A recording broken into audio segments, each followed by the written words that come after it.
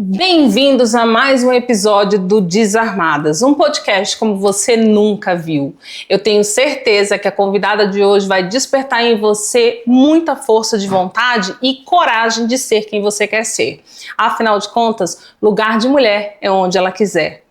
E aproveitando, deixa eu falar uma coisa aqui pra você. Se você não segue o canal, você tá perdendo muito tempo. Toca no sininho, segue o nosso canal.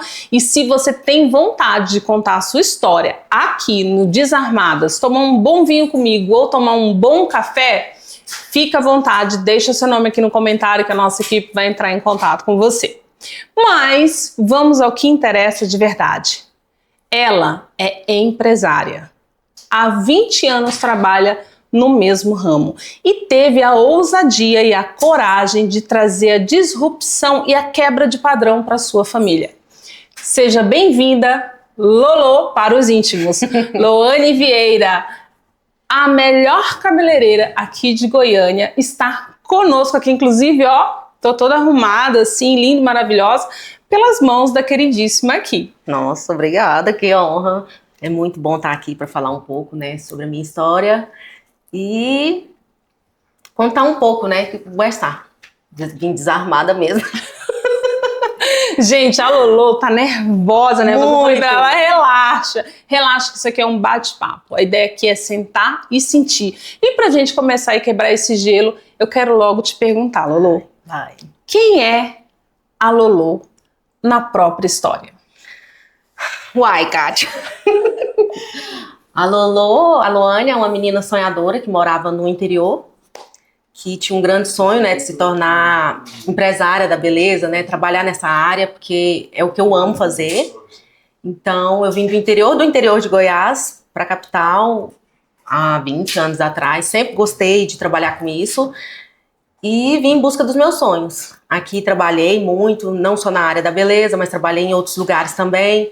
E muita gente não acreditava em mim. Falava que uma ex-professora minha falou que eu ia ser uma simples escovista. Um beijo, querida. Mas aqui estou, né? Graças a Deus. Encontrei meu esposo, né? Casamos. Deus me deu uma linda família, que é a minha bênção, assim, minhas duas filhas, meu marido. E Deus me presenteou com o meu espaço. Que, sim, eu não tinha coragem de ir. Leandro me impulsionou. Falou, não, vai dar certo. Se não der certo, pelo menos a gente tentou. E Deus me deu um salão, uma portinha, né, como o povo dizia, era só uma portinha. Eu lembro que quando eu te conheci, a Lolo chegou a me atender em casa. Atendia a domicílio também. Porque ela trabalhava num salão e de vez em quando ela saía e fazia os trabalhos dela por fora. E numa dessas vezes eu lembro que eu te perguntei, né, Lolo? Ué, Lolo, mas por que você não abre o seu negócio? Foi. Naquela época você ainda tinha muito medo, né? Tinha, bastante. Tinha um medo assim que, nossa, era surreal. Qual era o seu maior medo que você acha que era o seu maior medo? De não dar certo. Não sei, de não dar conta, de fracassar. Porque eu sou daquele jeito assim, quando eu ponho uma coisa na minha cabeça, eu vou até o final. Até eu conseguir. Mas aí na hora que eu vejo que tá dando tudo errado, que não é de Deus, aí eu fico aí você frustrada. se desespera. Isso, eu me desespero. Porque pra mim, eu tenho que ter aquele sonho, pra mim poder acordar e vamos embora trabalhar pra gente poder fazer aquilo. Porque se não tiver... Então você acha que se você não tiver motivação, isso, você acha que você é daquele tipo de pessoas que tem que estar motivada diariamente para conseguir alcançar aquela meta que você tanto busca? Sim. E me conta então, qual foi um momento da sua vida que você achou assim, que eu não tenho motivação para nada, eu não quero, eu acho que isso aqui não é para mim. Ou se você ouviu alguma coisa de alguém que falou assim, cara, isso aqui vai me levar para baixo, não tem o que eu fazer. Sim, eu tinha uma pessoa, uma cliente, que ela me deixava muito, me desestabilizava muito, sabe? E aí toda vez que eu atendia ela, eu ficava com aquele nervo, aquela coisa, e um dia ela me falou umas coisas assim que eu fiquei, aí cheguei em casa, chorei, abracei meu marido e falei, amor, não quero mais, não quero, eu vou fechar. E aí a gente mudou de espaço, Deus me deu um salão maior, lindo, maravilhoso, e lá... Eu não sei que bobeira minha, eu falei, não, vou deixar ela vir aqui pra ela ver o que eu conquistei, pra ver se ela, né, pelo menos... E ela foi. E nisso, ela ficou meia hora na minha cabeça, meia hora eu atendendo ela, meia hora eu saí da sala destabilizada, assim, sabe? Sem chão, sem nada. Gente, isso que a Lolo tá falando é tão importante, e trazendo isso pra psicologia, nós... réis mortais, que ainda estamos nos desenvolvendo, porque eu acredito muito nisso, Lô, Sim. que a gente vive em evolução. Ninguém está pronto e acabado, ninguém é perfeito, ninguém é melhor que ninguém. E a gente que lida com o público diariamente, a gente tem que aprender a lidar com essas situações sem se deixar afetar. Eu lembro do seu salão, quando ainda era lá no primeiro espaço, que eu lembro o dia que ela estava numa quebradeira lá e eu falei assim... Não sei se você vai lembrar disso. Eu falei pra você assim, Lolo, por que você tá quebrando isso aqui? Tá na hora de ir pra um lugar, ó, maior, sem medo de crescer. Sim. Porque o medo da Lolo crescer era tão grande que ela ficava no mesmo espaço e aí ela pedia do proprietário. Eu lembro disso. Nossa, dá pra quebrar essa parede pra aumentar um pouquinho? Dá pra quebrar essa outra parede pra aumentar um pouquinho? Até que ela entendeu. Falou, não, realmente meu negócio deu certo e eu preciso ir pra frente. E o que você fez com essa cliente? Bom, aí eu conversando com outras clientes, né? Uma das clientes virou pra mim e falou assim, Loane, você tem que aprender a demitir cliente. No dia que você aprender a demitir cliente, não só funcionário que não vai, né, agregar. Uhum. Mas sim cliente também, porque o cliente te adoece. Sim. Então, chegou um dia que eu cheguei a desmaiar no sofá, de tão nervosa que eu fiquei, tão ansiosa, eu desmaiei. Meu Deus. E aí eu falei assim, cara, é verdade. Aí eu desliguei, não quis mais contato, não quis falar. Tem horário, querida? Não. Não, tô ocupada. E era de um tipo assim que, olha, a Loane só tem horário, tipo assim, em setembro, só o ano que vem, em 29 de janeiro. Pode ser, pode marcar com ela esse dia que eu vou. E dava o dia, ela ia. Meu Deus. E dava o dia, ela ia. E me conta uma coisa, que estratégia no final das contas você utilizou para dizer claramente para essa cliente, olha, aqui você não é bem-vinda? Não, eu não usei. Eu só fiz um xizinho vermelho lá e, ó, quando essa cliente mandar mensagem, eu não tenho horário. Eu não falei nada com ela, não, sabe, pra mim não estressar, porque eu não sou do embate. Isso, assim, de falar as coisas que eu sinto. Eu guardo pra mim, acho que é isso que adoece as pessoas. Sim. E eu fui só, bloqueei, não quis mais atender. Olha, nós aqui no setembro, famoso setembro amarelo, e olha a importância da fala da Lolo. Eu acho que eu guardo pra mim, eu não falo pra ninguém, e é isso que adoece as pessoas. E o adoecimento é disso mesmo. O adoecimento é da gente colocar pra dentro tudo aquilo que desregula a gente de alguma forma emocionalmente. E aí você ficou atendendo essa cliente, por exemplo, por quanto tempo você atendeu essa cliente, Lô? Ah, por quase 18 anos. E quando eu cheguei no Jaó, eu... Não, pera, hippie, tipo, um minuto de silêncio pra cliente que foi-se com Deus, 18 anos aceitando a cliente, desmaiando no sofá, ficando nervosa, sem coragem de dizer para esse cliente que ele não é bem-vindo. Então, minhas iluminadas, meus queridos que estão aqui nos assistindo, leva isso para sua vida que a Lolo tá contando. Não demore 18, 17 anos para dizer não para alguém que te faz mal. Claramente fazia mal para a Lolo. E eu acho que empreender no nosso país, empreender no Brasil, traz essa licença poética, esse lugar de fala para muitas pessoas que acham que podem falar do empreendedor no Brasil. E eu falo o seguinte, meu amigo, minha amiga, você quer falar de quem empreende? Abra um negócio. Sim. Abra um negócio. Paga a sua primeira DARF lá. E aí a gente conversa, toma um café, não é verdade? Porque não é fácil. Não. São muitos desafios. E é isso que eu queria te perguntar, Lu. Quando você veio pro jogo e falou, agora eu vou abrir o meu negócio, o que foi que você sentiu mais dificuldade?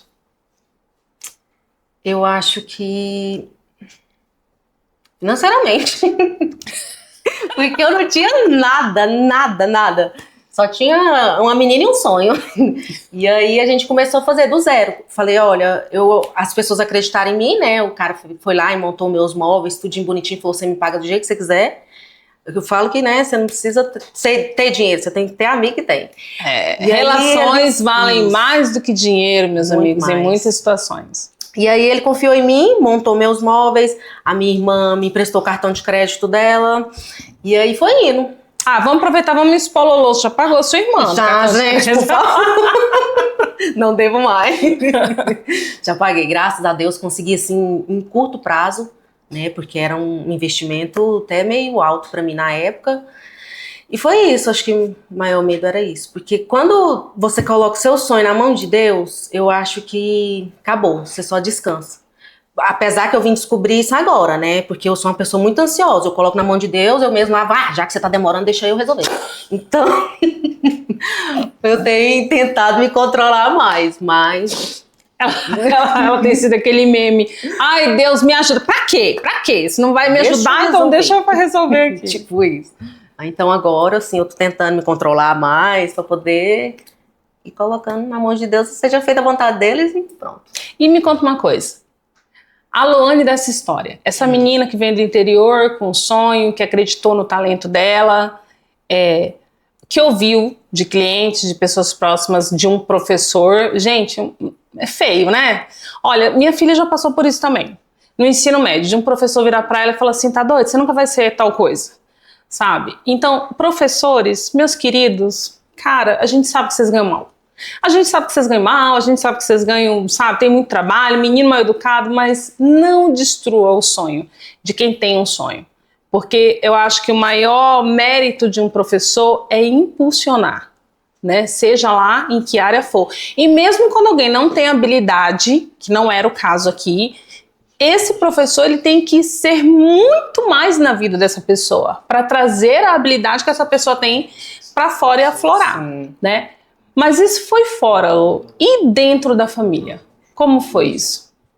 Assim, dentro da família, eu senti muito apoio, né? Porque desde criança, desde os 11 anos, eu já mexia com o cabelo das minhas irmãs, atendia a domicílio na minha cidade, fazia escova, esses trem, as coisas mais básicas de um salão, eu fazia, só que ia na casa das clientes, assim, ganhava seus 5, 6 reais, no máximo 10, pela escova, mas ia, assim, eu senti acolhido pela minha família, pela todo mundo. Aí, então, foi Então, só... o julgamento, ele veio de fora. Sim. O julgamento, ele veio de fora.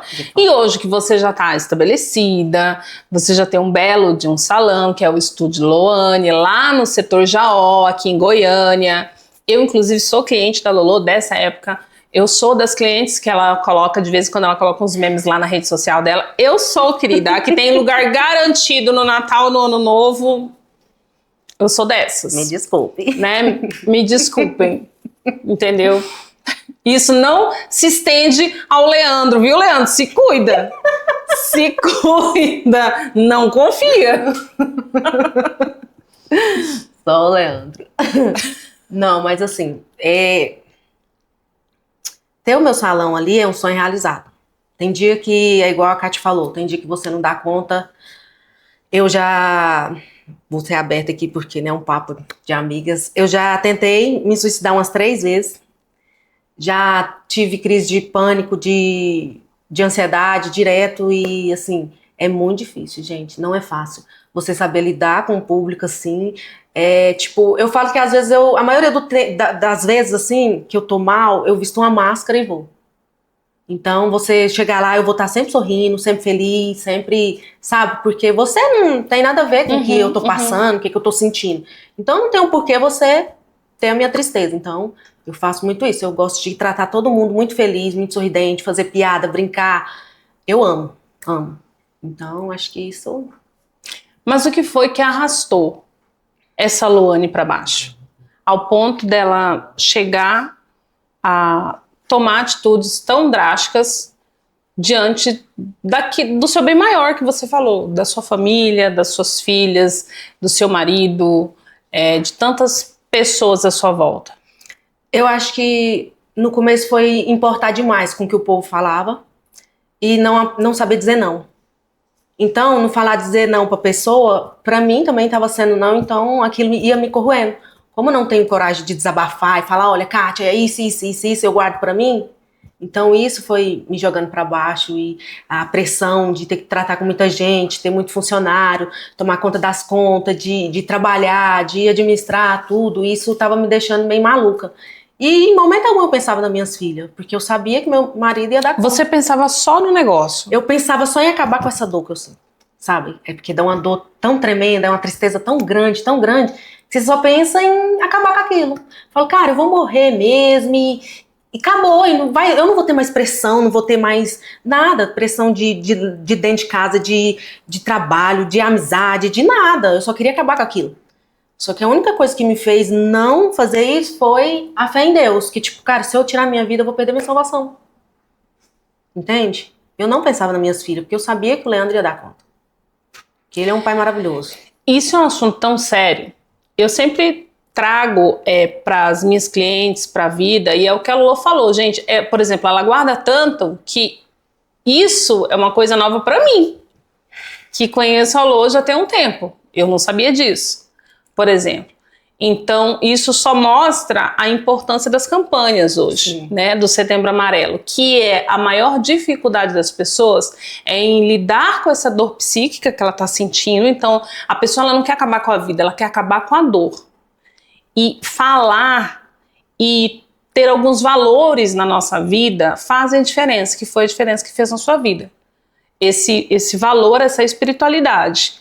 Acreditar que há algo mais. Não importa no que você acredita. Importa que você acredite.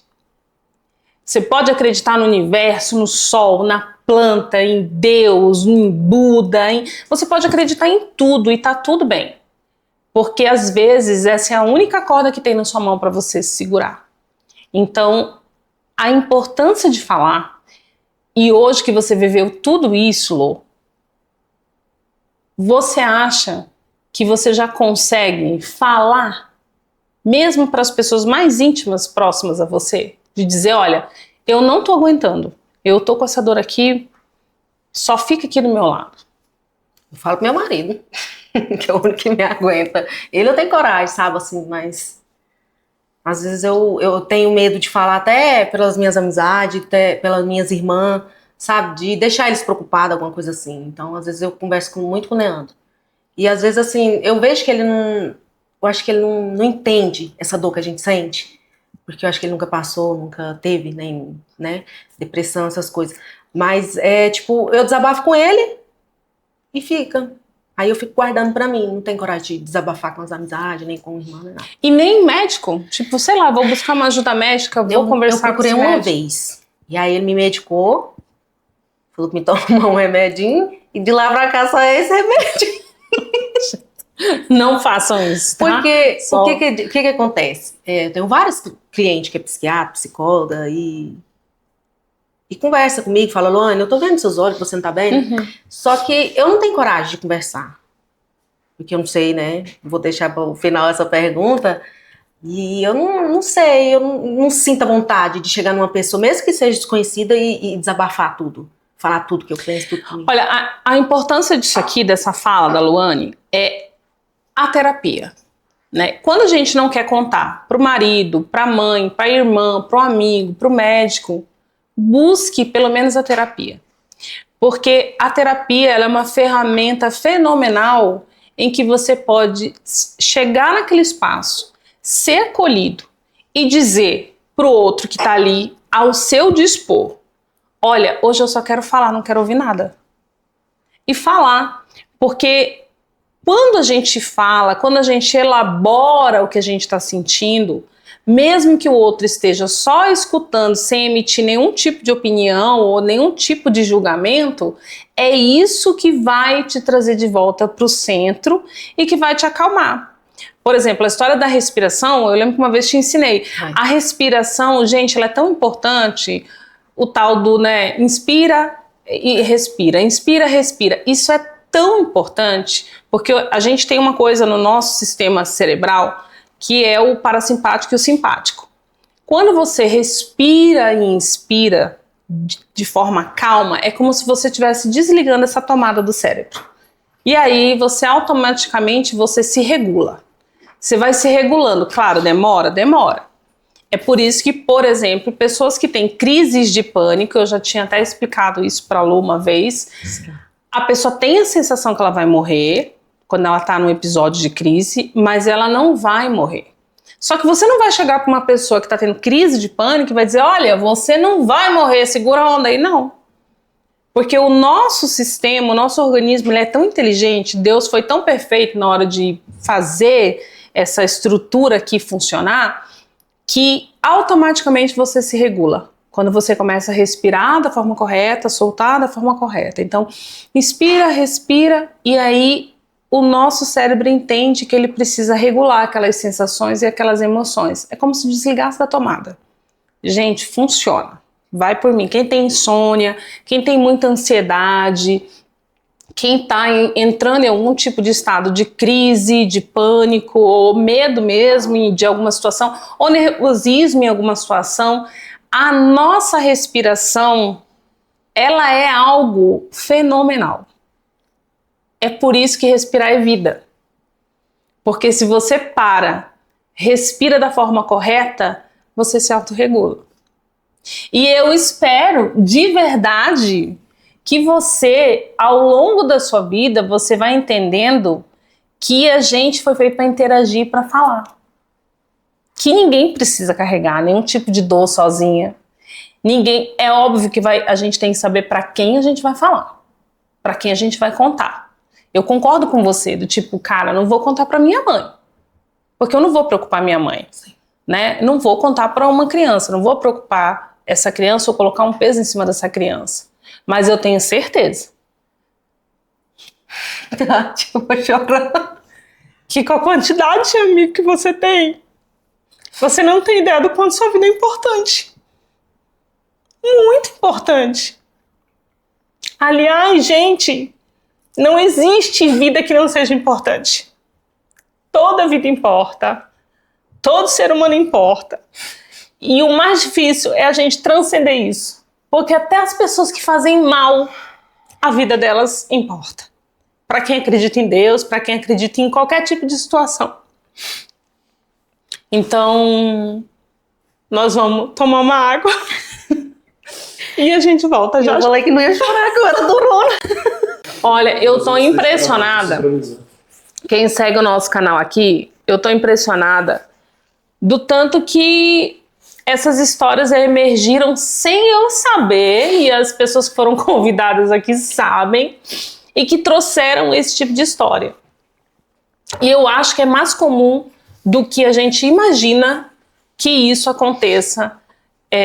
Eu acho que de 100 casas no nosso país, na história da humanidade, a cada 100 casas, eu acho que 90 passam por esse tipo de situação, em que tem uma pessoa da família que está num processo depressivo ou num estado depressivo ou passando por uma depressão e não consegue buscar ajuda, e não consegue falar. E quem ouve, muitas vezes não consegue entender. Primeiro porque nós somos de uma geração em que isso não existia, né? A gente é de uma geração em que não existia bullying, não existia depressão, não existia transtorno, não existia pessoas neurodivergentes, então tudo era normal, né? E então poder falar disso tudo hoje, de forma muito aberta, porque se você pensar que daqui a alguns anos um filho seu pode estar vivendo essa mesma situação, você vai dizer, não, pera, realmente eu preciso implantar essa cultura dentro da minha casa de que a gente vai conversar. Sim. A gente vai conversar. Eu em casa, eu estava ouvindo hoje uma professora falando lá na PUC que tinha alguns valores na casa dela que o pai dela levou isso para a vida, para a família. Que ele falava assim, aqui eu não vou ter herança para deixar para vocês. Então tudo que eu ganhar durante a minha vida eu vou investir em vocês. E vai ser para estudo, para curso. A herança que eu vou deixar para vocês é o conhecimento. E a segunda coisa nunca se envolva em nenhum tipo de polêmica. Lembre sempre que seu nome é o bem mais importante que você tem. E ela fala que isso definiu muito a vida dela e dos irmãos, né? E eu acho que uma cultura que as pessoas precisam implantar na família é o diálogo. É a gente poder contar para um filho nosso e dizer assim, eu não tô bem, sabe? Eu só quero ficar deitadinho aqui. Poder dizer para um marido da gente, hoje eu não tô legal, e a pessoa entender, porque eu acho que o mais difícil para nossa humanidade é o ser humano entender que quando alguém diz que aquilo dói, é porque dói. E quantas vezes a gente tá com um filho nosso e o filho cai e ele fala, ai mamãe tá doendo, a gente tá doendo, não menina, levanta aí. A gente é dessa geração. Sim. E talvez por isso nós somos construídos dessa forma, em que eu aguento a dor, porque eu não posso falar da dor. Mas a gente vive em outro mundo e vive numa pós-modernidade em que, graças a Deus, Lô, a gente pode falar. A gente pode falar. Então eu quero que você leve isso daqui. Falar. Se não, porque eu sou daquelas que atazana os outros também. E aí, agora? Me contou agora o negócio seguinte. Agora tá tudo bem aí? Tá tudo bem aí ou não? Né? E olha que interessante. Porque a Lolo tem 2 crianças pequenas, né? Sim. E como foi olhar de uma forma tão desprendida para a maternidade, Lônia? Eu não sei te dizer, assim, de verdade. Você acha que hoje em dia as pessoas romantizam muito a coisa da maternidade? Sim, demais. Demais, demais. Eu não sei se foi pelo processo de eu ter tido pré e pós-depressão, né? Pré-parto e pós. Das 2, inclusive. Então, assim, eu não sou muito aquele... Aí o povo fala, não sei o quê. Não acho. Sabe, assim, eu sou verdadeira. O que eu tô sentindo eu falo, mas... romantismo é muito estranho. Não é assim, eu acho. Você acha que o peso hoje do que as pessoas mostram na rede social contribui muito para que as pessoas tenham essa ideia da maternidade, que é tudo lindo e maravilhoso? Sim, demais. Influencia demais. O povo quer mostrar uma coisa que não é. Não é verdade. Você não... Ai, filhinho, senta aqui. Que trem de educação, como é que fala? Positiva? Não, comigo conflito. Não tem isso não. Vai apanhar, menino. Eu apanhei e virei gente.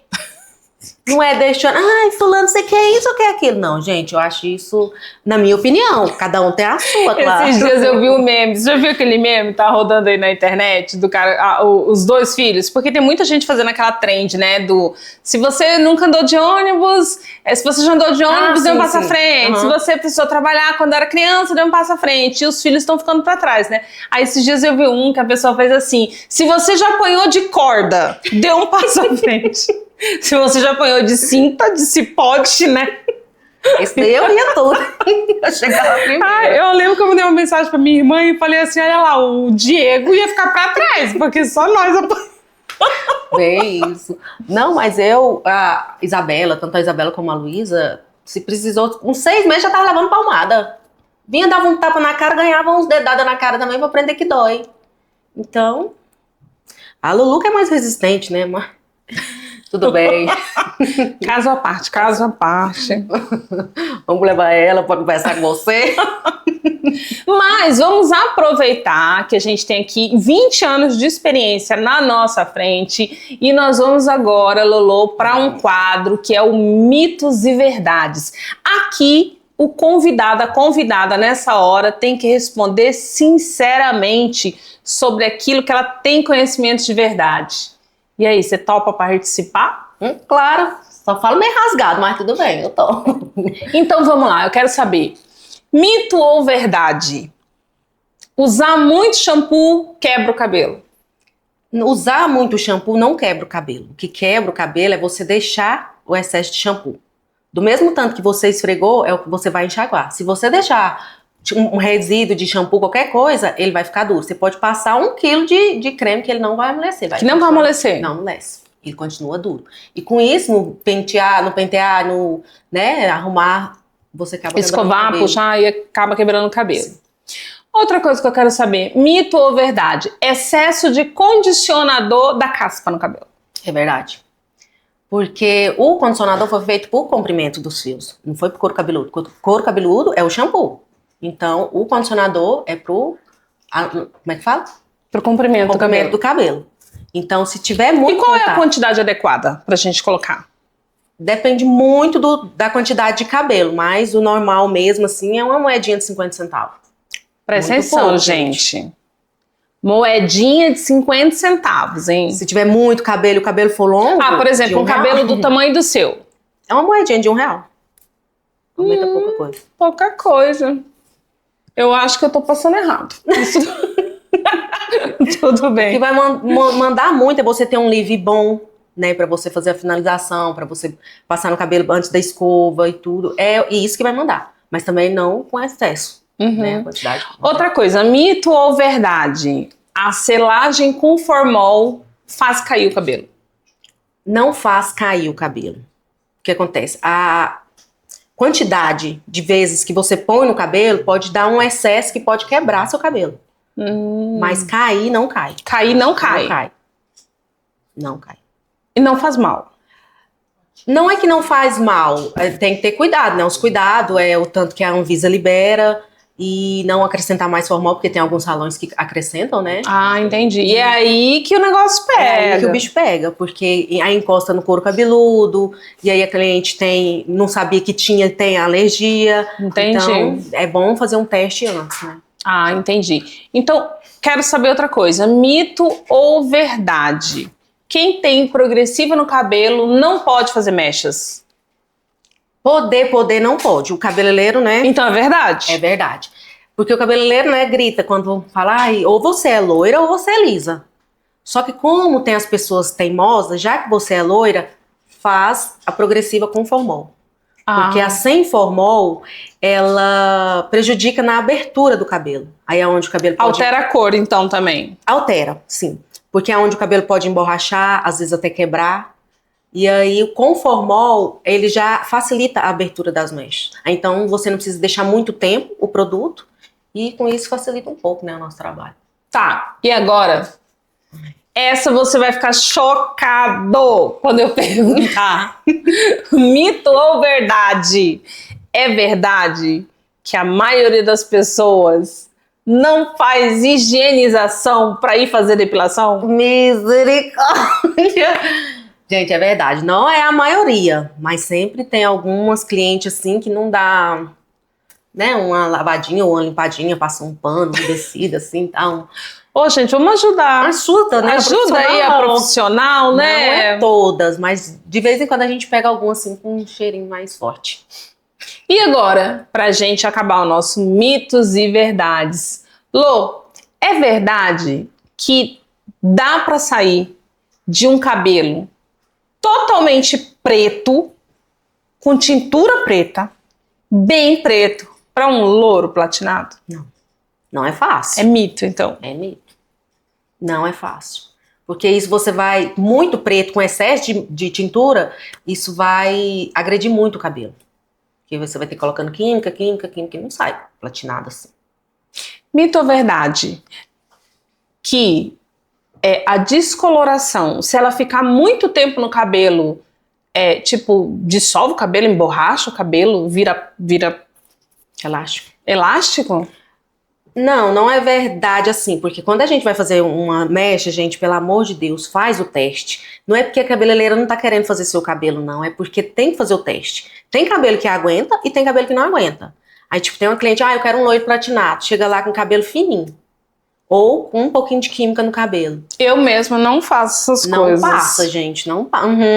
Eu não faço essas coisas. Toda vez que eu chego lá, ó, meus brancos aqui, ó. Toda vez que eu chego lá e falo assim, Lô, passa um preto no meu cabelo. A Lô fala assim, ó, não vou colocar porque daqui a pouco você vai querer fazer mecha nesse cabelo, não vai dar certo. Isso então... é verdade, não é? Então, gente, obedece sua cabeleireira, ajuda muito, né, Lô? Isso. Porque às vezes tem cliente que acha que a gente só quer ganhar dinheiro. Particularmente eu. Eu já dei vários não para esse cliente e tipo, a cliente foi em outro salão e fez e deu ruim. E deu ruim. Mas aí a pergunta que não quer calar, aí a pessoa vai lá, dá ruim, e aí ela volta, tipo, Lô, dá uma consertada aqui no meu cabelo. Bom, eu dou, mas primeiro, né, ela fala, eu avisei, você não quer não posso deixar passar, né? Então saiba que ela vai ser dessa aí, que vai dizer pra você, eu avisei. Aliás, ela vai estar, quando você entrar no salão, ela vai estar com a placa bem assim, ó. Eu avisei, né? Ai, tô quase isso. Tá vendo? Agora, brincadeiras à parte, nós vamos pra parte mais séria desse quadro. É agora que você vai sentar e sentir. E olha que a gente já chorou aqui, hein? Já chorou. Mas agora eu vou convidar a Lô pra gente ir pro quadro Sem Censura, onde a gente vai sentar e sentir de verdade a pergunta que eu vou fazer pra Lô. Se você já chorou até agora, se prepara. Ai, Já, meu já. Deus.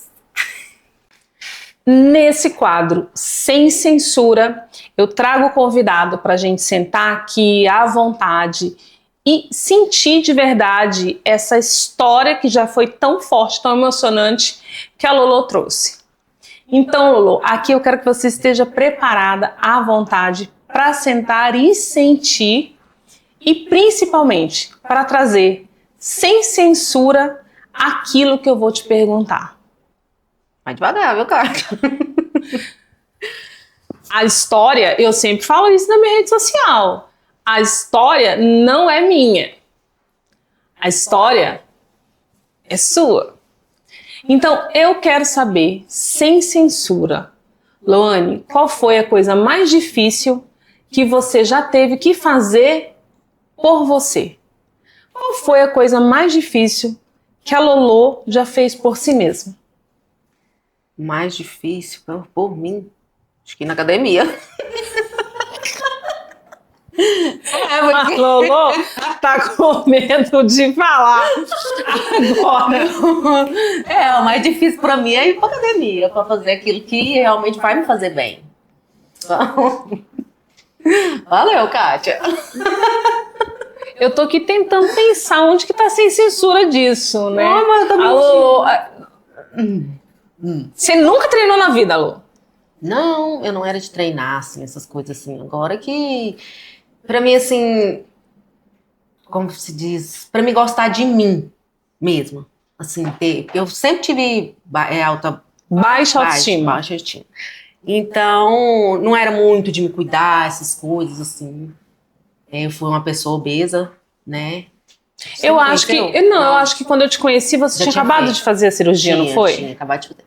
Então, assim, eu nunca me achei lá essas coisas, nunca tive isso, entendeu? Aí agora, assim, que eu fiz a redução e tô me cuidando, tô me amando, e acho que é isso. Então, agora que eu tô querendo... Então, vamos ressignificar o sentido da academia. A coisa mais importante que você já fez por você foi ter olhado para você e pensado, eu vou me cuidar. Sim, E eu vou fazer aquilo que eu acredito que é melhor para mim nesse momento, que é fazer suas cirurgias, fazer academia, ter feito lá atrás a bariátrica. sim. E qual era a grande dificuldade de olhar para si mesmo e pensar que você precisava cuidar de você? Eu acho que pelo fato de eu querer sempre estar me doando mais para outra pessoa do que querer cuidar mais, sempre foi meu, né? Então, assim, eu morro, faço tudo pelaquela pessoa e vou acabando esquecendo de mim. Então, eu não me cuidava. Hoje você acha que você já está conseguindo se colocar à frente das outras pessoas? Sim. Hoje eu acredito que sim. E agora vem uma curiosidade minha mesmo. Você observou ou você notou alguma diferença de, por exemplo, os estados depressivos por quais você passou, eles vieram depois da bariátrica ou antes da bariátrica? Eu acho que... Não sei se eu posso te dizer. Porque antes eu já estava depressiva porque eu estava gorda demais, né? E eu já não queria mais sair, não queria nem ir pra igreja. Então, assim, eu cheguei num ponto que ou eu fazia ou eu morria. Entendeu? Porque eu já não estava me suportando mais. E depois, acho que com o tempo foi. Acho que com a carga, né, de tudo, aí você vai. Acho que foi assim. Eu perguntei porque você sabia que existem estudos que comprovam que pessoas que fazem cirurgia bariátrica, elas têm uma propensão maior a estados depressivos? Daí a importância de quando a gente faz a bariátrica ser bem acompanhado. Sim. Fazer todo um processo para que quando isso ocorra, esse impacto seja muito menor. Porque quem tem cirurgia bariátrica, ele tem menos captação de nutrientes. E aí a falta de nutrientes pode causar uma depressão química na pessoa por conta de falta de vitaminas, de algumas substâncias que o corpo precisa. Você nunca tinha parado para fazer essa relação? Não, acho que não. No começo, assim, da bariátrica, né, que se tem um acompanhamento com a psicóloga, Ela falou pra mim, Luane, você tá de um tipo que você vai ter que vir toda semana. Porque chegou lá no momento da turma, todo mundo, eu tô feliz, eu tô bem. Eu falei, pura mentira. Pura mentira, que tava todo mundo lá fora, que não sei o que, eu não aguento isso, não sei o que. E agora chega aqui pra senhora e fala que tá tudo bem. É mentira, todo mundo tava reclamando lá fora, viu? De alguma coisinha. Eu vi. Aí ela me chamou, falou, Luane, você vai ter que vir uma vez por semana. Eu falei, calma, deixa eu voltar a trabalhar. Calma, olha eu falando pra psicóloga. Calma, deixa eu voltar a trabalhar, conviver com pessoas, e aí depois a gente conversa pra você ver se eu preciso mesmo ou não. Já não, eu querendo mandar na psicóloga. Gente, a pessoa, eu achava que eu fugia de terapia, hein? Olha que eu sou obrigada a fazer por conta da faculdade. Mas eu encontrei a Lolo, que vai ganhar o prêmio de pessoa que mais foge de fazer terapia. Porque até o Davis esses dias veio com um papo pra mim, não, porque eu sonhei que tava fazendo terapia. Eu falei, Então vamos realizar. Vamos realizar esse desejo aí. Pra isso eu sou meio resistente. Sério? Porque tem a Cecília que, né, vive, Luane, vamos, eu vou com você, nega, vamos. E eu, não, peraí, eu vou tomar um remedinho, vai passar. Luane, eu vou tomar um remedinho, eu vou passar. De onde você acha? Me responde assim, sem censura. De onde você acha que vem essa resistência em fazer a terapia? Porque eu até acho que a sua resistência não é fazer a terapia. A sua resistência é que você sabe que quando chegar lá você tem que falar. Sim.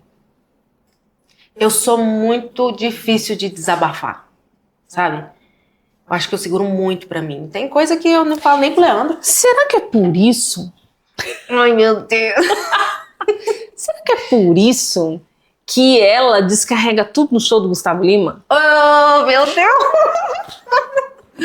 Lá eu posso ser eu mesmo, assim, totalmente louca. Olha aí, Gustavo. Temos que agilizar esse encontro. Quem sabe você vai ser a pessoa que vai convencer. Lolo, você já mandou um beijo pra ela uma vez na rádio. Quem sabe não é você que vai mandar uma carta aí pra Lolo e falar assim, Lolo, pelo amor de Deus, vamos fazer terapia. Vamos fazer terapia, bebê. Fala comigo, bebê. Aí eu falo. Aí você fala, né? Falo. Ai, mas não é fácil. Desabarrar fácil, não é fácil. Não é fácil. Não, pra mim não. Eu sou muito fechada. Muito fechada. Kátia, não olha muito assim no fundo dos olhos. Não. Nem eu, gente, eu não tô analisando ela, eu tô tentando aqui concatenar minhas ideias. Lô, mas e se fosse uma das meninas? Qual meninas? Das suas meninas, ou a Isabela ou a Luísa? Pra mim falar? Não, que precisasse fazer. Ah, sim, não, eu ia apoiar, tanto é que a Isabela faz. Isabela tá lá firme e forte toda semana, elas eu não deixo. Agora pra mim mesmo, eu não... Tanto faz, tanto fez, sabe? Ai, Kátia. Alguém pega lá um termo de compromisso consigo, mas olha, pensa comigo. Você falou pra mim que a coisa mais difícil que você já fez na sua vida foi olhar pra você com um olhar de cuidado. Sim. E pensar, não dá pra ficar assim. Eu preciso ir adiante e tomar rédea de certas coisas, como as cirurgias, né, a bariátrica. Você não acha que a terapia é só mais um passo desse que você tem que dar para a sua saúde mental? Não, sim, mas é porque é por conta disso que eu tô te falando. Eu não consigo desabafar. Tem coisa minha que eu não consigo contar, falar. Tá, então a gente vai gravar um podcast toda semana. A Lolo vai ser a convidada da semana. Misericórdia. Da gente põe as câmeras aqui e aí a Lolo vai fazer o podcast aqui. Não. Eu acho que é essa resistência mesmo, só que... Porque, tipo, cuidar de mim agora, tipo, malhar, se vestir bem, andar maquiada, essas coisas. Ô, Cecília tá no bastidor. Ô, Cecília, liga pro Sidney, pergunta se ela tá indo treinar mesmo. Olha que eu tô, viu? Ele me desafiou e brigou comigo. Mas é isso, eu acho que é só um medo de falar mesmo. Que ele não sai. Você acha que isso é um padrão familiar? Como são as pessoas da sua família? Você acha que isso é uma coisa que veio construída assim da própria família? Eu acho que sim. Da ancestralidade, do tipo, lá em casa ninguém fala. Todo mundo vamos trabalhar, vamos cuidar do outro, vamos correr e esquece isso. Meu pai era muito fechado, né? Ele era muito durão. E, tipo, eu acho que é isso. A gente não sentava e conversava assim, pai, eu preciso desabafar. Eu vim aprender isso depois de casada, que eu tive filhos, né? Que eu sentava, ligava pro meu pai, conversava. Agora, assim, de chegar e desabafar assim, não. Nem com a minha mãe. As meninas também, minhas irmãs, que eu tenho 8 irmãos. 8 irmãos? É. Ganhou de mim, eu acho. Talvez não, acho que eu sou 9. Não, 9. Não, 9 comigo. Uma já faleceu e os outros, outros moram longe, o que mora aqui é parte de mãe, né? Que é as duas que eu tenho mais contato. Então, não sei, não sai. Não sai. E o que você faz quando você tá assim? Com esse sentimento do... Eu não vou falar com ninguém, mas eu tô sofrendo. Qual que é o seu mecanismo de defesa? Qual que é a sua válvula de escape nessa hora? Eu me isolo. Se você chegar lá no salão e me ver no canto, mexendo no celular, quietinha ou calada, é porque eu tô com tô triste, tô sentindo, né, ou alguma coisa assim. Então eu me isolo. Eu quero ficar sozinha, não quero conversar. Eu atendo a cliente, falo tudo normal, mas eu vou lá, depois corro pra cozinha, fico por lá. Então todo mundo já sabe que eu tô... Já sabe, né, Cecília? A Cecília tá ali, já sabe, né? Aí ela não me deixa em paz, não. Nega, o que você tá fazendo? O tempo todinho. Mas é isso, eu fico mais na minha, mais quieta. Porque você me conhece que eu gosto de conversar, gosto de rir, falar besteira o tempo todo. E quando eu tô assim, é porque eu não tô bem. E se você fosse enumerar isso numa escala, hoje na sua vida, numa escala de 0 a 10, o quanto você diria que você entende que é importante vencer essa resistência para começar a conversar? Mesmo que seja com Cecília, com outra pessoa, com Leandro?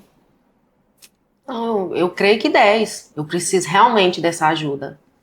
Só que eu sei, eu entendo também, que até o ponto eu já cheguei, eu entendo que eu preciso muito mesmo, mas é o tal do... Eu acho que é muito medo de julgar. Você entendeu? Kátia, Então, você é minha amiga. Você ainda tem medo, ainda hoje, Sim. que, sei lá, vou usar o exemplo a tal da cliente. A cliente difícil é aquilo que você passou com essa cliente. Você acha que isso pode ter fundamento na forma como você se comporta hoje? Ajuda um pouquinho, né? Ajuda. Porque, assim, foi palavras bem difíceis, muito pesadas que ela falou pra mim. Né? Ela falava pra mim. Uhum. Ai, você não... Vou falar aqui, porque senão vai saber quem que é. Uhum. E me deixava muito pra baixo, né? Foi numa época também que mais me pesou, que eu falei, não, agora chega. Foi no momento que eu tava voltando a me cuidar, a me amar, sabe? A me ver com outros olhos. Ela foi... Você acha que tá gatinha? Você é novinha? Que não sei o quê, que você tá bonita assim, maquiada dessas vezes. Então, é umas coisas que te pegam, né? Uhum. Porque eu sempre fui complexada porque eu era gordinha, então eu era Entendi. feia, né?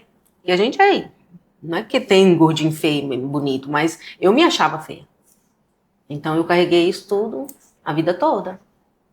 Você acha que isso foi um caso isolado ou você passou por isso, por exemplo, desde a sua infância?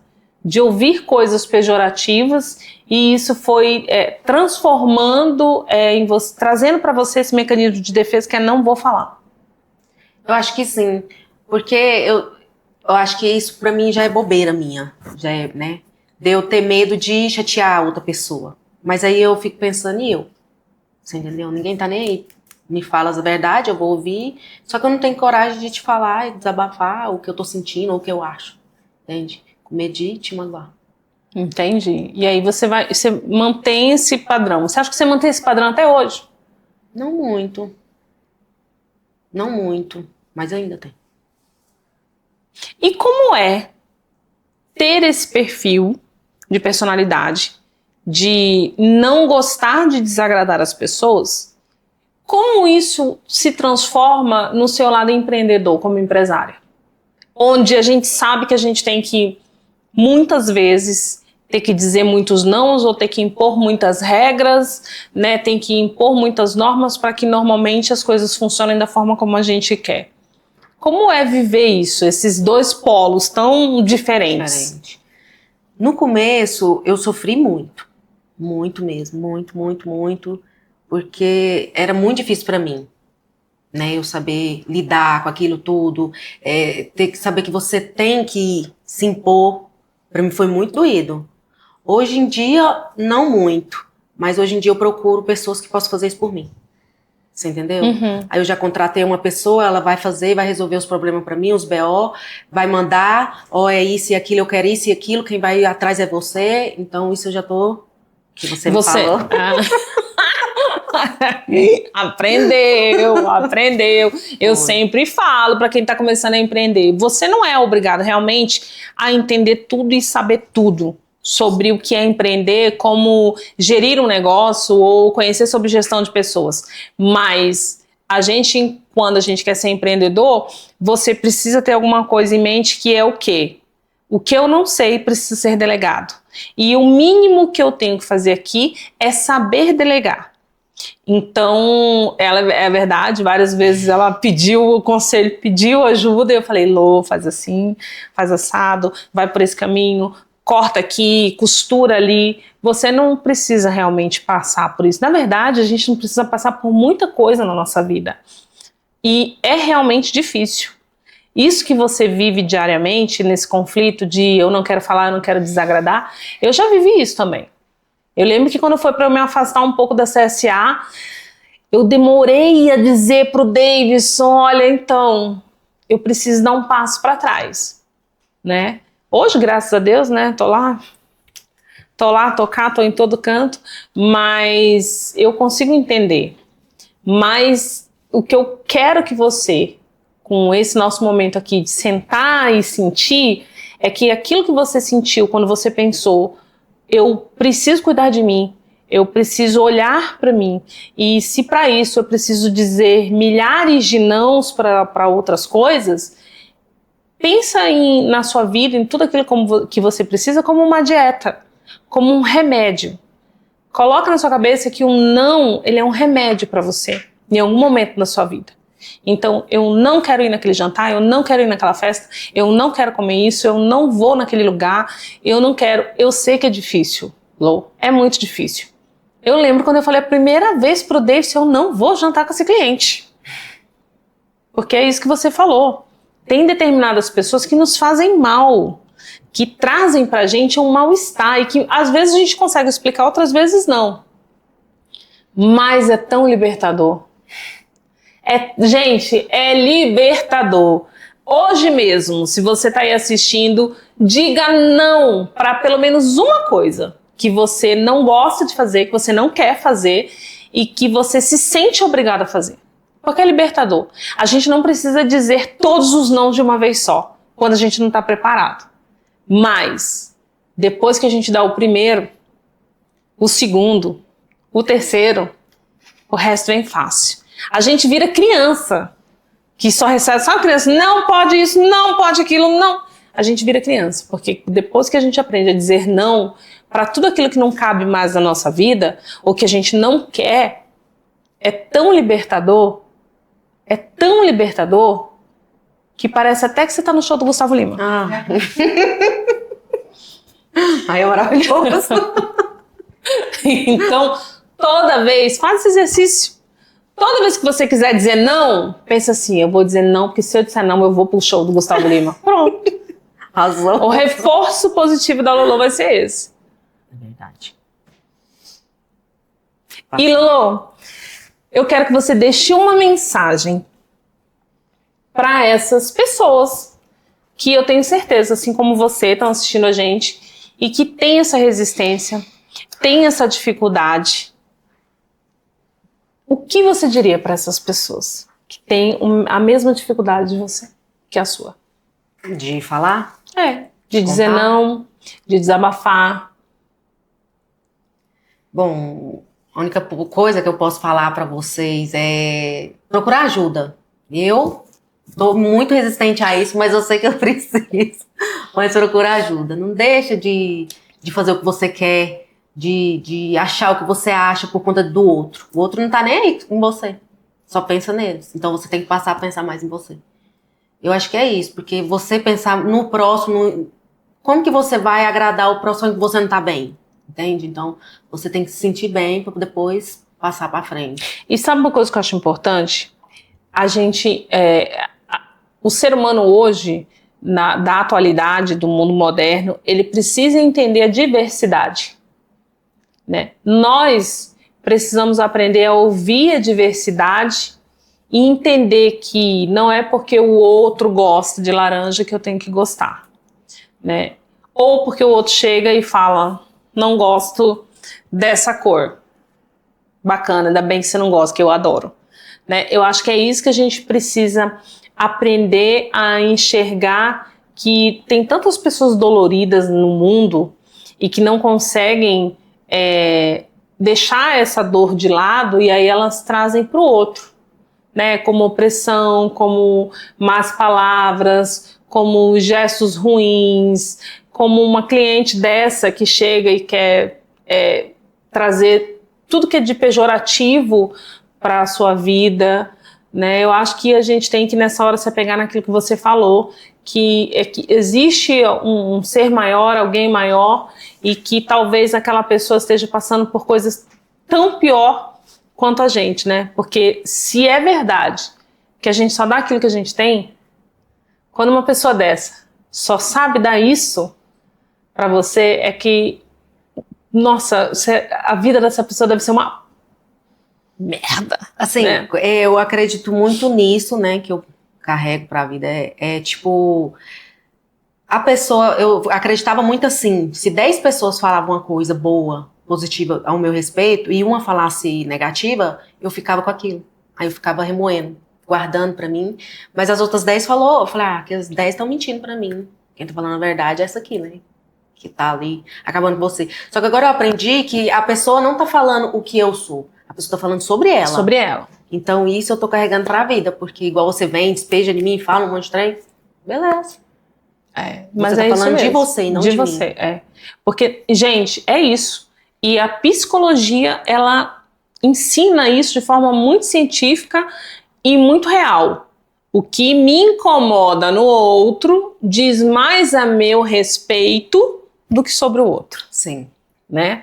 Porque são os nossos problemas internos que a gente carrega, que a gente transfere para o outro, quando na verdade quem tem que resolver aquilo é você. Claramente, né? Então, porque fulana isso... Não, você tá falando de você, tá? Então fica atento aí, lindeza. Toda vez que você falar do outro, apontar o dedo na cara do outro sobre você que você tá falando, porque é muito louco. A mente humana, ela é muito louca. Eu falo, é muito louca. Muito louca. Porque a forma como a gente elabora as coisas e organiza as coisas, é muito difícil alguém olhar e falar assim, eu preciso melhorar nisso. Não tem jeito, gente. Não consigo. Entende? A gente tem mania de apontar o dedo no outro, olhar para o outro. E eu acho que isso é tão bíblico, que se não fosse bíblico, não tava lá, né? Como que é o lance do negócio do olho? Do cisco no olho? Esqueci. Tem um versículo, né? Eu não tô lembrada agora, que fala isso, né? Antes de você prestar atenção no cisco do olho da pessoa lá... Ai, o povo vai me matar com esse negócio do versículo, mas eu não lembro. A gente tem que reparar no nosso. Tirar a ferpa do nosso, uma coisa assim. Eu não tô lembrada, mas tem um negócio desse aí. Inclusive, se você é desses que conhece o versículo na ponta da língua, deixa aqui no comentário. Entra aí, assiste o vídeo, deixa aí. Kátia, meu Deus, cara, é esse versículo aqui, porque eu não tô lembrando realmente qual é agora. Mas que fala da gente primeiro olhar para o cisco que está no nosso olho, em vez da gente olhar no cisco que está no olho do outro. Porque se a nossa mão não serve para levantar alguém, então ela não serve para nada. Muita verdade. Né? Então, que você possa estender a sua mão para você mesma quantas vezes for preciso. E que você possa também entender que é isso mesmo. Tudo aquilo que falam para você, sobre você, de qualquer forma, diz mais sobre o outro do que sobre você. e que você vença a resistência. Eu desejo muito, vou orar todos os dias agora, vou colocar seu nome lá dentro da Bíblia, que você entenda que você tem sempre com quem conversar. E que se não for uma pessoa física na sua frente, que seja Deus, que seja o nosso Senhor Jesus Cristo. Não tem problema, ele tá lá para isso mesmo, porque de alguma forma isso tem que sair. Sim. Né? Ele tem que sair. Porque senão a gente somatiza. A gente vai somatizando tudo. Né? E daí vem as baixas imunidades, a dor de cabeça, a dor no corpo, dor de garganta, enjoo, náusea, nervoso, tremor, vem tudo, né? Porque a gente não fala. Então coloca na mão daqueles que você sabe que te amam de verdade. Eu sei que não são poucas pessoas, né? Você pode contar, tem muitas pessoas que amam a Lolo. Quem conhece? Gente, vocês precisam, inclusive, seguir o Instagram da Lolo. Eu racho de rir toda vez. Corajosa. Tá gostando dos vídeos? Corajosa, adoro os vídeos da Lolo. Ai, tipo, você ótimo, morre de rir. Você morre de rir. Gente, além de empresário, eu sou atriz, tá bom? Boa atriz, boa atriz. Mas é isso, Kátia. Eu aprendi muito mesmo aqui com esse papo nosso. Foi muito gratificante, né? Você ter me chamado. E é isso. Vou levar pra vida a nossa conversa, meu puxão de orelha. Que quer ou não, eu ganhei. E é isso. Eu te agradeço. E olha, eu vou ter que dizer publicamente: não, Lolo, eu não vou conseguir passar a perna em ninguém pra você. Não! Sou honesta. Você não conta meu segredo. Ó, só vai saber o segredo da Lolo que assistir até o final. Beijo, até o próximo. Beijo, gente.